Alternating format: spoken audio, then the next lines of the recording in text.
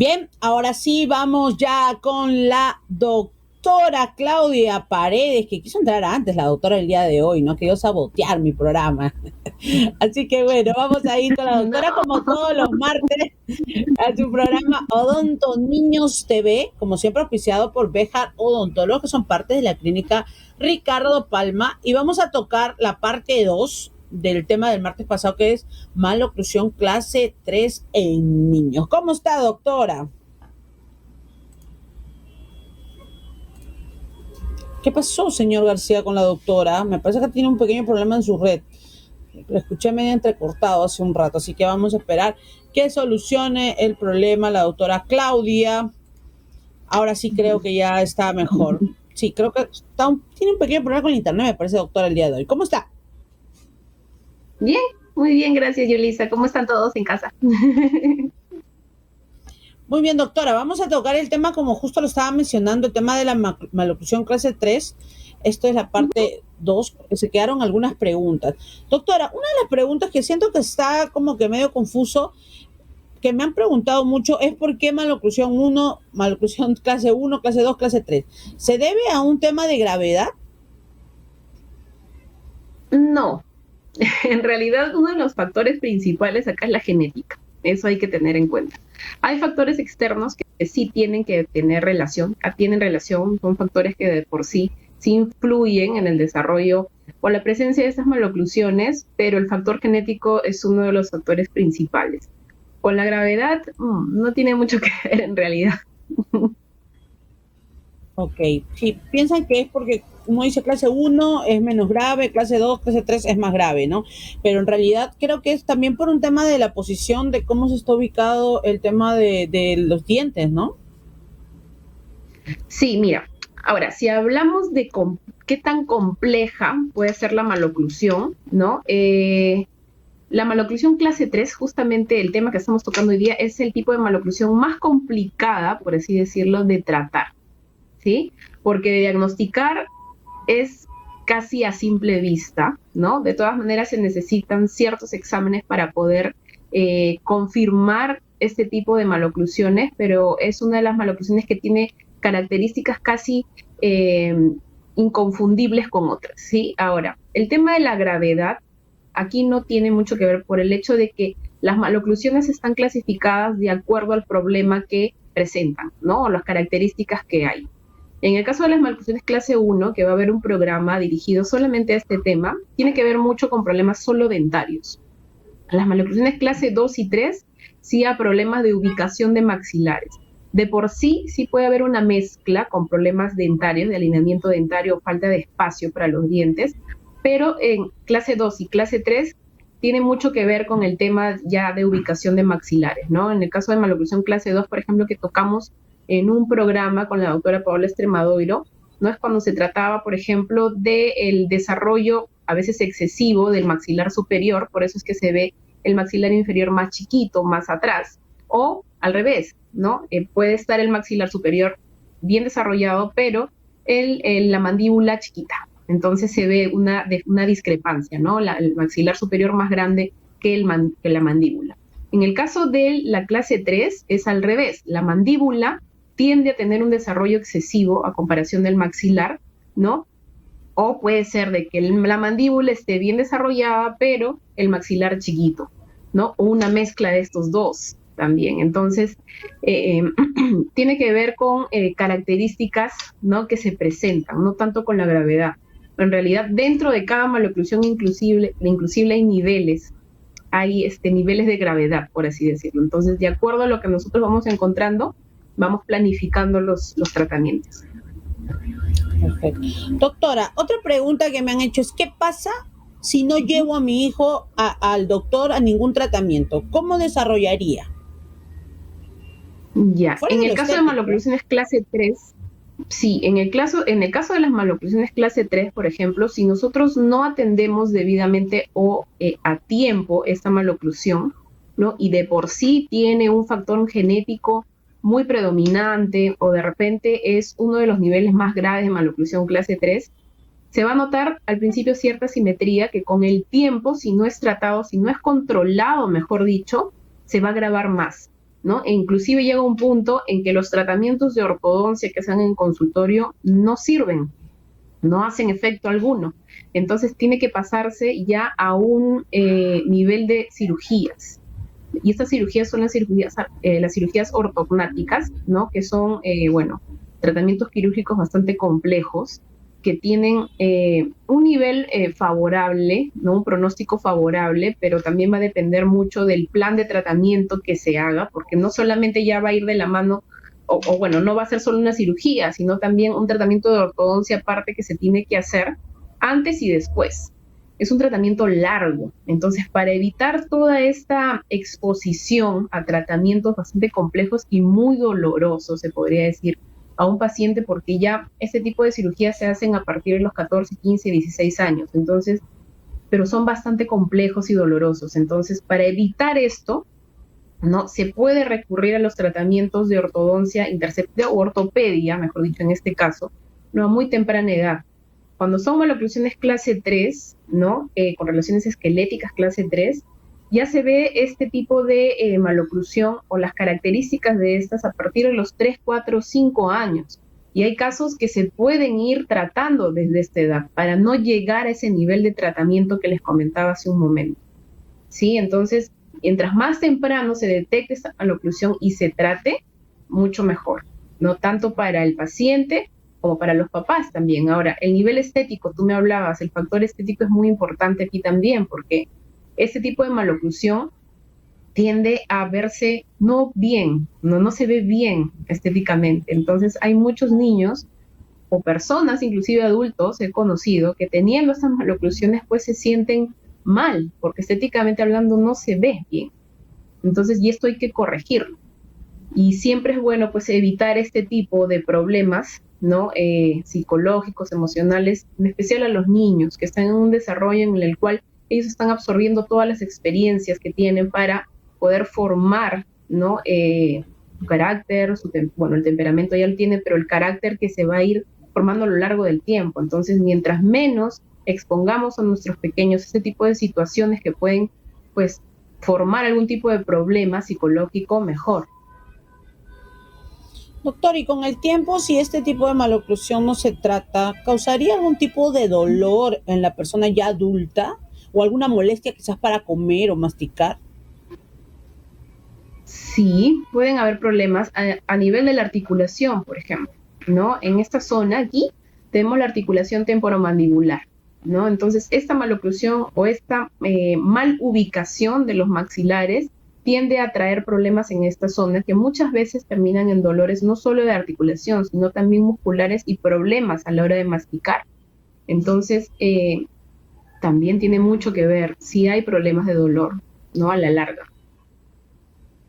Justo estábamos viendo este video y yo estaba tomando la Uh -huh. atención y aparentemente se ve doloroso, doctor, el tratamiento, ¿no? Porque es como que jalar un poco para acá, las máquinas que se usan.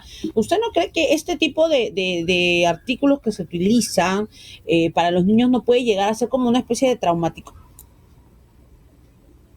No, pareciera, ¿no? Pero esto que tú ves en la pantalla no es que se haga de un momento a otro, esto es todo un proceso de meses, ¿no? Hasta de repente años, o sea, no es que va a durar tampoco 3, 4, 5 años ese tratamiento, a lo mucho durará 1 año y medio a 2, a lo mucho, ¿no? Pero son tratamientos que tienen un proceso, por ejemplo, ¿no?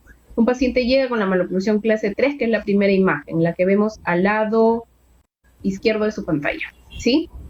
Entonces, tenemos esta maloclusión, el paciente presenta la mandíbula como sobresalida, entonces hacemos los análisis y sí corroboramos que es una maloclusión 3 y de repente tiene un problema también del maxilar que es chiquito.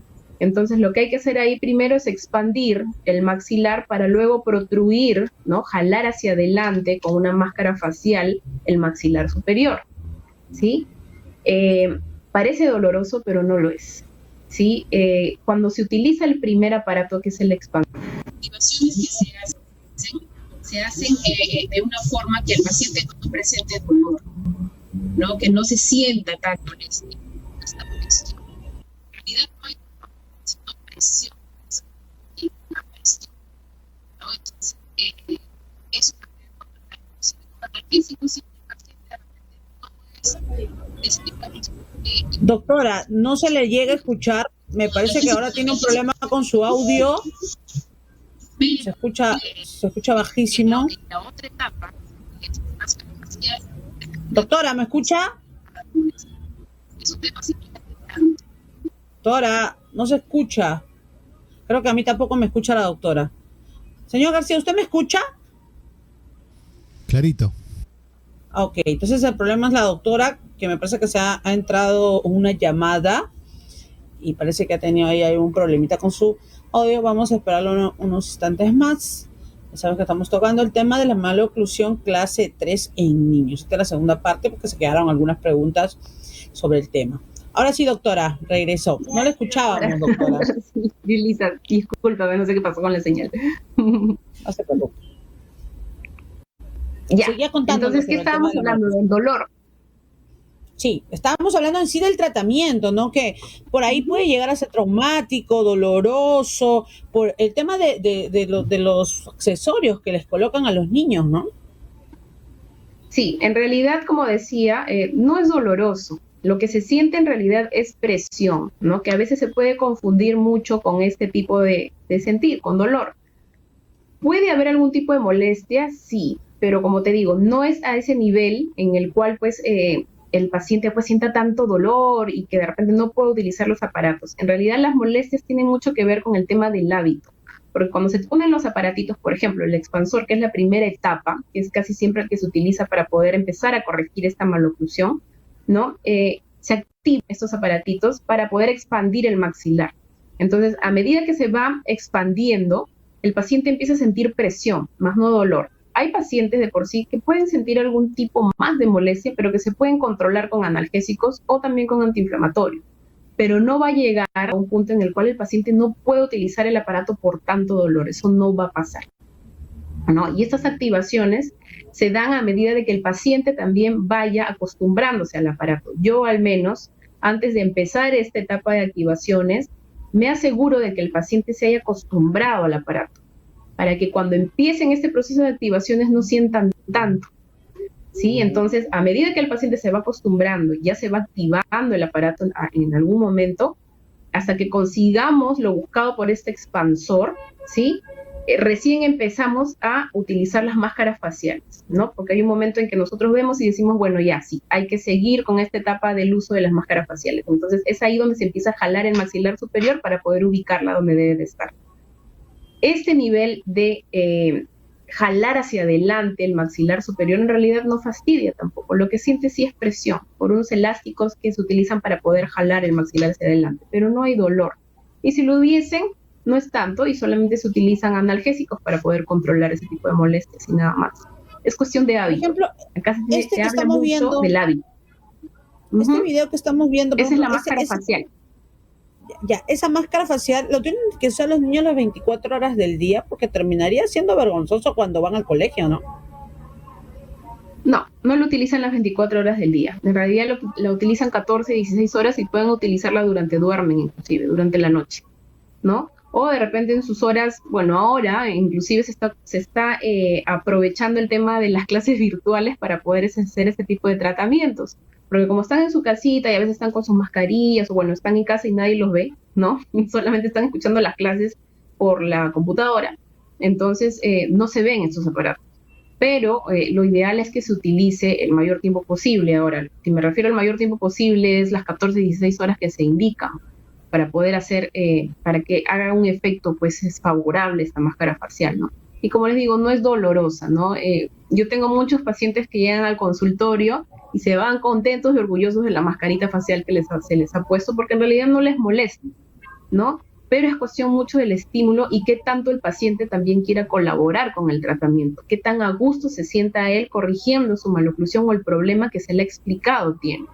Entonces tiene que ver mucho con el estímulo y la motivación también. Doctor, y esas 14, 16 horas que usted comenta que debe de ser utilizado, ¿estamos hablando de corrido o, por ejemplo, puedo usarlo 2 horas en la mañana, de ahí, bueno, ya va a empezar las clases presenciales, ¿no? De ahí me voy al colegio, de ahí regreso, puedo hacerlo, ponérmelo mientras estoy haciendo, no sé, mi tarea y luego me tengo que ir a jugar y me lo saco? ¿Funciona así o tiene que ser de corrido las 16 horas?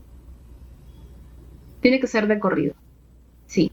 Una vez que se pone la mascarita facial no puede sacársela ya hasta haber cumplido esta cantidad de horas, ¿no? Por eso es que la mayoría de pacientes la utilizan después del colegio y ya hasta la hora, y duermen con ella, ¿no? Hasta el otro día que ya van al colegio se la sacan, ¿no? Están en el colegio sin la mascarita y cuando llegan a la casa ya se la vuelven a poner. ¿Y este tratamiento cuánto es lo que tendría que durar? A ver, eso depende del caso, ¿no? Por ejemplo, esa etapa de expansión puede durar una semana, dos, a veces hasta un mesecito puede ser, ¿no? Pero es rápida. Ahora, el tema de la protracción, que es justamente el uso de la máscara facial para poder corregir esta maloclusión, sí demora más, son varios meses, a veces inclusive hasta un año y un poquito más, ¿no? Entonces, la que dura más es la segunda etapa, la de la protracción, cuando jalamos el maxilar superior hacia adelante. En esta foto, acá quiero dejar bien en claro también algo. Por ejemplo, acá este es un niñito, aproximadamente este pacientito debe tener sus 4 o 5 años, no más. Hay una etapa en la cual se puede detectar una pseudo clase 3.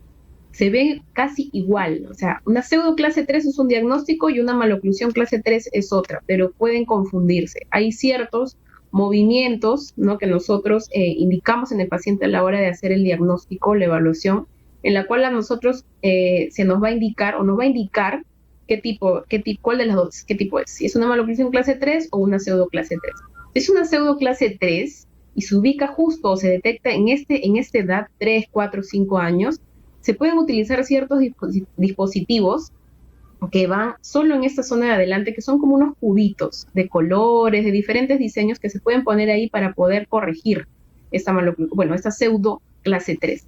Y con eso, en realidad, se puede solucionar el problema. Entonces, por eso es importante, ¿no?, llegar a detectar eso tempranamente, porque si, por ejemplo, mi paciente tiene una pseudo clase 3, que a esta edad se ha podido corregir, pero no lo han tratado, va a haber un momento en que sí se va a convertir en una maloclusión clase 3 que tiene que ser tratada con los aparatos que te comenté hace un ratito, ¿no?, con la máscara facial y con la expansor. Y si no se trata, puede llegar a cirugía.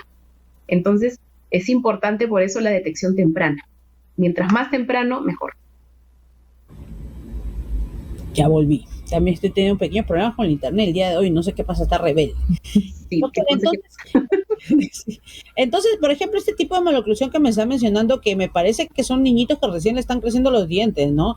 Este tipo de maloclusión, doctora, ¿cuánto demoraría en tratarse?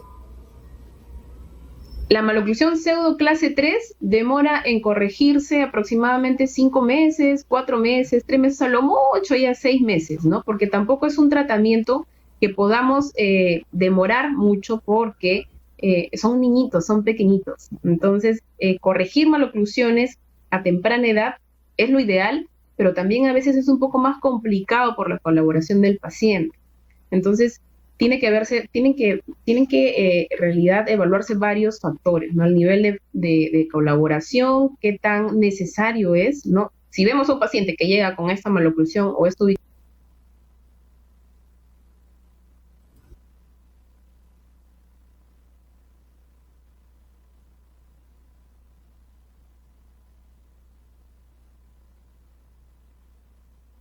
Señor García, el internet el día de hoy está fallándonos a todo Lima, creo yo.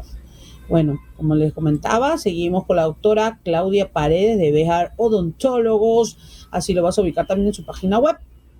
Y estamos hablando del tema de la maloclusión.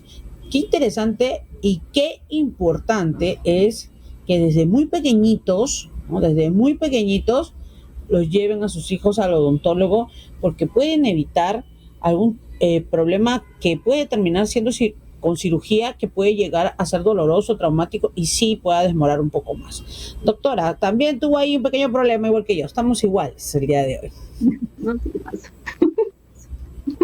Doctora, justo lo que yo estaba mencionando, ya, por ejemplo, muchas personas a veces evitan llevar a sus hijos al odontólogo, tratar de solucionar este tipo de problemas. Una operación ya de una persona adulta, ¿no?, que ya ellos económicamente pueden costearse una operación. ¿Cuánto es lo que demoraría en curar un tratamiento en una persona adulta? Ya, mira, aquí va a depender mucho de la evolución del caso o el tipo de diagnóstico que tiene, ¿sí? Entonces, si nosotros hablamos de cuánto tiempo, más o menos tendríamos que calcular, uno, el tiempo de tratamiento, el preortodóntico. Antes de pasar a cirugía, los pacientes casi siempre pasan primero por una etapa de ortodoncia, ¿sí? Luego de pasar esta etapa sigue la parte quirúrgica. Con esto hay que esperar, ¿no?, que el paciente se recupere. Esto demora bastante tiempo. Y luego de esto sigue la otra etapa ortodóntica para ya terminar de alinear, ¿no?, y mantener lo que se ha conseguido. Entonces, si hablamos de tiempo, de repente puede durar hasta 3, 4 años, ¿no?, dependiendo de cuánto tiempo, o mejor dicho, el caso, ¿no? Cómo va evolucionando el caso.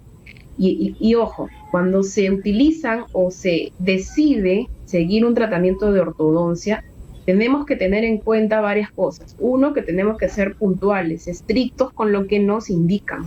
Hay muchos pacientes que en el camino, como es largo, pues se pierden o simplemente dejan el tratamiento, por así decir.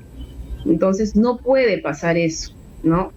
Nunca se pueden saltar ni dejar de hacer cosas, porque estos pasitos, que a veces no son por mucho tiempo, pueden ser muy importantes. Entonces se altera totalmente todo el plan de tratamiento y lo que se quiere conseguir al final, ¿no? Entonces, y no solamente estoy hablando de esos tratamientos que tú me preguntas en pacientes adultos, en niños es igual. Cada cosa que se planea, ¿no?, cada tratamiento que se planea, en el caso de ortodoncia, tiene importancia. No se puede dejar de hacer o no se puede dejar de ir a controles. Los controles son importantes. En cada control nosotros vamos organizando, vamos planeando qué vamos a hacer. Si el paciente no va o deja de ir y de repente, no sé, dejo de ir 3 meses y no voy a mis controles, se perdió tiempo valioso, ¿no? Porque de repente nosotros, justo en ese tiempo el paciente, no sé, nosotros hemos como que dado cuenta que en ese tiempo que el paciente ha faltado, pues iba a desarrollar de alguna forma y queremos aprovechar eso. Entonces, si el paciente no va y se salta esta etapa de desarrollo, perdimos esa oportunidad. Entonces, ya cambia todo el plan de tratamiento que nosotros, ¿no?, hemos planificado. Entonces, eso es importante. Tanto en tratamiento en niños como adultos es lo mismo. El paciente tiene que ser responsable con sus controles y con el tratamiento que se le ha dado. Es que lo que pasa, doctora, y esto lo he notado no solamente en este tema, sino en general, cuando hablamos de niños que recién le están creciendo la dentadura, los padres mucho piensan que porque crece de esta manera se les va a caer y va a crecer bien, ¿no? Y en realidad están totalmente equivocados, porque puede llegar a terminar siendo un problema que al final, pues, que se pudiera tratar en 5 meses, como usted me dice, ¿no?, que cuando son pequeñitos, a que pueda durar un año, ¿no?, el tema del tratamiento, ¿no? Claro. Me ha pasado y he visto muchos casos así, ¿no?, en los que he visto y los papás de repente me dijeron, doctor, así, bueno, cuando fue más niñito los detectaron, ¿no? Sí se dieron cuenta que había ese problema, pero no lo hemos llevado porque no iba a ayudar, o de repente no, porque hemos pensado de que eso va a cambiar más adelante, cuando le salgan sus nuevos dientes y le crezcan los huesitos, pero no ha sucedido, más bien se ha agravado. Es que sí, en el caso de maloclusiones clase 3, que casi siempre tienen un problema mandibular, la mandíbula es un huesito, ¿no?, que hay un momento en que no se controla. Es el crecimiento que tiene, el desarrollo es bastante fuerte, entonces para controlarlo tiene que ser el problema tiene que haberse detectado en el momento adecuado. Si nosotros perdemos esta oportunidad, la mandíbula se manda hacia adelante. Ya no hay nadie quien la controle. Hasta que llegue una etapa, ¿no?, en que ya maduró totalmente, ya no va a crecer más, y es donde empiezan las cirugías.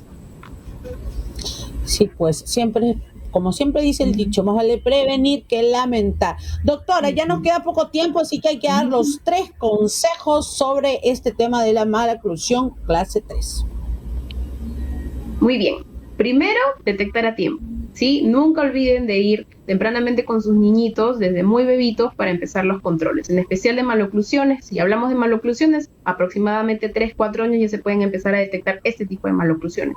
2, si empezamos planes de tratamiento, si empezamos a tratar a nuestros pequeños, tenemos que ser muy responsables con lo que nos indican, ir a los controles, no olvidarse de eso. Y 4, la motivación. 3, la motivación, la estimulación. Si nuestros pequeños han empezado un tratamiento y nosotros entendemos lo importante que es para ellos, tenemos que estimularlos y motivarlos, ¿no? A terminar, a empezar, seguir y terminar el tratamiento hasta que se consigan, ¿no? Lo deseado. Entonces, esto es las 3 principales recomendaciones que yo les podría dar. Perfecto. Doctora, nos queda dar redes sociales, números y también horarios de atención que me han estado preguntando. Ok. Bueno, en Béjar Odontólogos atendemos desde las 9 de la mañana hasta las 5 o 6 de la tarde aproximadamente, ¿no? Las citas son previas, ¿no? Se atiende con previa cita de todas maneras. Y bueno, nos pueden encontrar también en teléfonos fijos, que son el 01-223-0554, el 01-224-2204, y también hay otro, el 01-224-2224, que es el número de la misma clínica Ricardo Palma. Nosotros nos ubicamos en la clínica Ricardo Palma, que está en San Isidro, en el piso 8 de la Torre B. Nos pueden también ubicar en el teléfono celular 994-628-062. También tenemos un correo electrónico que es bejarcitas@gmail.com, ¿sí?